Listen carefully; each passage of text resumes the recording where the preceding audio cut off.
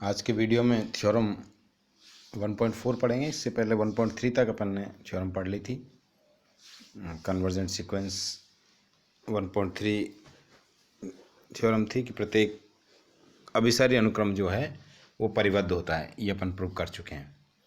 1.4 में यह है कि प्रत्येक अभिसारी अनुक्रम की सीमा अद्वितीय होती है, प्रूव करना है। सीमा अद्वितीय होती है, इसका मीनिंग ये है कि कोई भी कन्वर्जेंट सीक्वेंस यदि है तो उसकी केवल एक ही सीमा होनी चाहिए।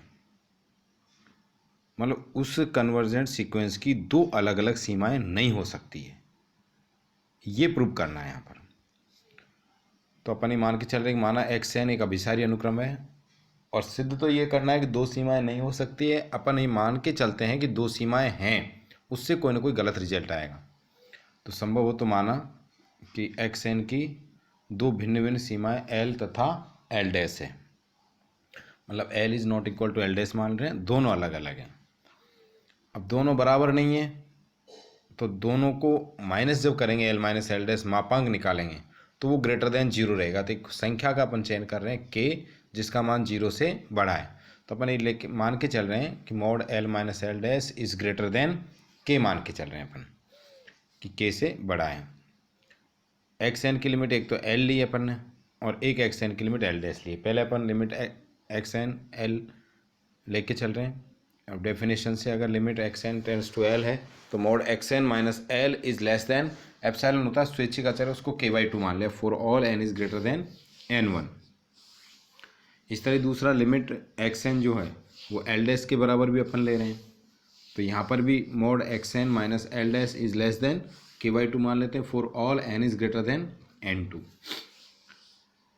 अब n is greater than n1, n is greater then n2, दोनों को मिला के अपन एक n0 नंबर लेते हैं, जो इन दोनों में से मैक्सिमम होगा वो n0 रहेगा अपने पास में। तो n0 नंबर ले रहे हैं और वो मैक्सिमम होगा किस किस में से, n1 और n2 में से। अपन कह रहे हैं कि xn minus l is less then k/2 है और xn minus l dash is less then k/2 है for all n is greater then n0 कह दिया। इन दोनों में से जो मैक्सिमम है उसको n0 मान लिया। तो अब l माइनस एल डैश की वैल्यू निकाल रहे हैं, तो l माइनस एल डैश को xn जोड़कर xn घटा के इस तरह से लिख रहे हैं, xn minus L dash minus xn minus l।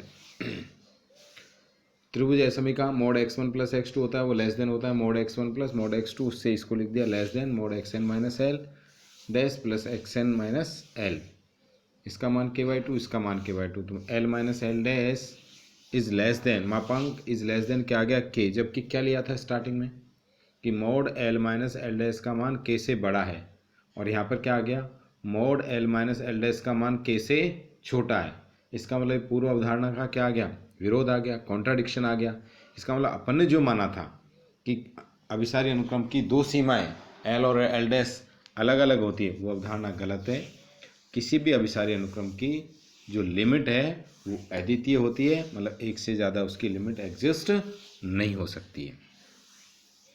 इसके बाद थ्योरम 1.5 है, एक दिष्ट वर्धमान अनुक्रम xn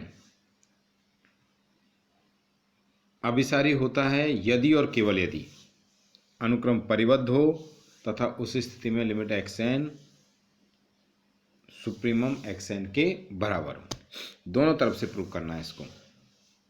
एक तो ये बार सिद्ध करना है कि अभिसारी अनुक्रम है तो उसको परिबद्ध बताना है, और एक बार ये सिद्ध करना है कि वो परिबद्ध है, लिमिट xn सुप्रीमम xn है तो वो कन्वर्जेंट भी होगा। दोनों तरह से प्रूव करना है। तो अपन ये मान के चल रहे हैं माना xn अभिसारी हो तब सिद्ध करना है कि xn परिबद्ध भी है। माना xn की सीमा l है, अब अभिसारी है तो l फाइनाइट होगा, एप्सिलॉन इज ग्रेटर देन 0, तो n0 इस प्रकार विद्यमान होगा कि mod xn minus l is less than epsilon for all n is greater then n0। इसको कैसे लिख सकते हैं, इसको अलग अलग करके बता रखा है मोड को, तो l minus epsilon is less then xn is less then l plus epsilon. अब पूरी जो इंक्वलिटीज है ये, इसका अपन सुप्रीमम ले रहे हैं, तो l माइनस एप्सिलॉन तो कांस्टेंट है तो इसका सुप्रीमम तो यही रहेगा, बीच में सुप्रीमम xn ले लिया, और l प्लस एप्सिलॉन भी कांस्टेंट है, उसका सुप्रीमम भी यही रहेगा। और एक दिष्ट वर्धमान है इसलिए यहाँ पर चिन्ह भी, साइन भी चेंज नहीं होगा। तो इसका मतलब अब इसको मापांक में कैसे लिख सकते हैं, supremum xn minus l is less than epsilon, जो एप्सिलॉन इज ग्रेटर देन 0 के लिए हैं। इसका मतलब लिमिट ऑफ xn किसके बराबर होगी, सुप्रीमम ऑफ xn के बराबर हो। एक तो ये सिद्ध करना था कि अभिसारी है तो उसकी लिमिट एक्स एन के बराबर होगी, सुप्रीमम एक्स एन के बराबर होगी। अब इसका अपोजिट करना है कि माना अनुक्रम परिबद्ध है तथा एकदिष्ट वर्धमान है, तो ये सिद्ध करना है कि एक्स एन अभिसारी है। तो अपन कह रहे हैं कि एक्स एन एकदिष्ट वर्धमान है, तो x one is less than x two is less than x three dot dot x n dot dot and so on. पदों का मान बढ़ता हुआ जा रहा है। एक्स एन नीचे की ओर परिबद्ध है। अब नीचे की ओर परिबद्ध है तो माना इसका उच्चक अपन ने मान लिया कैपिटल एम है, तो एम इक्वल्स टू क्या मान रहे हैं अपन, एक्स एन का सुप्रीमम मान रहे हैं। तो अनुक्रम एकदिष्ट वर्धमान है तो एन इज ग्रेटर देन क्या होगा, एन जीरो, तो x n is greater than equals to क्या हो जाएगा, एक्स एन जीरो, और is less than m minus epsilon. Epsilon स्वैच्छिक अचर है, इस तरह से माना है कि एक्स एन का मान एम माइनस एप्सिलॉन से क्या हो गया, बड़ा हो गया, तो x n is greater than m minus epsilon. M अनुक्रम का ऊपरी परिबंध है तो एक्स एन हमेशा एम से छोटा रहेगा, और एम एम प्लस एप्सिलॉन से छोटा हो गई, तो एक्स एन का मान एम प्लस एप्सिलॉन से छोटा है और एम माइनस एप्सिलॉन से बड़ा है। इसका मतलब एक्स एन का मान एम माइनस एप्सिलॉन और एम प्लस एप्सिलॉन के बीच की वैल्यू है। इसका मतलब एक्स एन क्या हो गया, बाउंडेड हो गया दोनों ओर से।